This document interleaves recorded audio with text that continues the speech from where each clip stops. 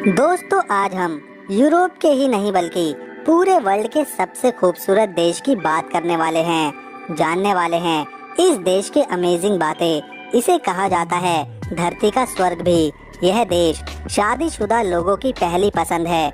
इस देश की महिलाएं गजब की खूबसूरत मानी जाती हैं। साथ ही इस देश में वेश्यावृत्ति भी कानूनी रूप से लीगल है। दोस्तों, हम जिस देश की बात कर रहे हैं उसका नाम है स्विट्जरलैंड। स्विट्जरलैंड को धरती का स्वर्ग भी कहा जाता है, क्योंकि यहाँ का मौसम इतना सुहाना और मनमोहक होता है कि हर कोई इसका दीवाना हो ही जाता है। स्विट्जरलैंड मध्य यूरोप में बसा एक छोटा सा देश है और यह दुनिया की सबसे सुंदर जगहों में से एक भी माना जाता है।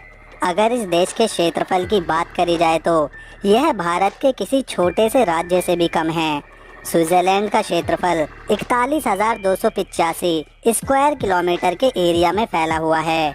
इस देश की राजधानी बर्न शहर है और इसी राज्य में स्विट्जरलैंड की संसद, सरकारी और विदेशी दूतावासों की उपस्थिति भी होती है। वहीं अगर स्विट्जरलैंड के सबसे बड़े राज्य की बात करी जाए तो यहाँ की सबसे बड़ी सिटी ज़ोरिक है। पैसे के रूप में इस देश में स्विस फ्रांक चलता है, जो कि भारतीय रुपए के 81 रुपए के बराबर आता है।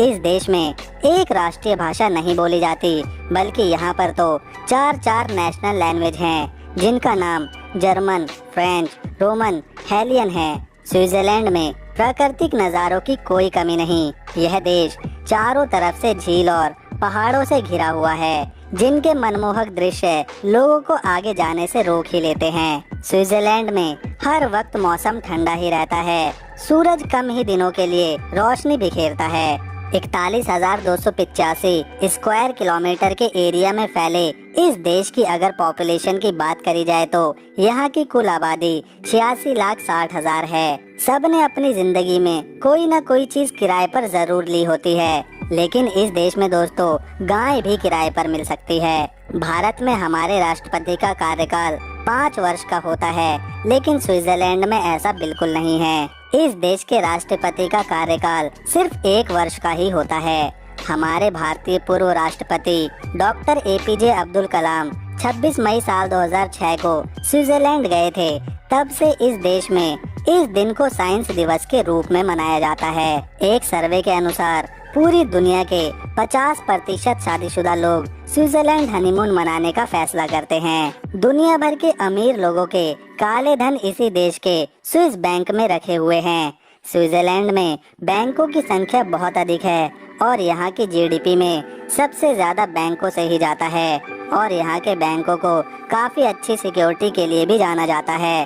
रोलेक्स कंपनी द्वारा सबसे पहली वाटरप्रूफ घड़ी का आविष्कार साल 1927 में इसी देश में हुआ था। स्विट्जरलैंड में टीचिंग वह पेशा है जिसमें सबसे अधिक पैसे मिलते हैं और एक आंकड़े के अनुसार एक टीचर हर साल यहाँ पर लगभग $68,000 यानी कि तकरीबन 50 लाख रुपए तक कमा लेता है।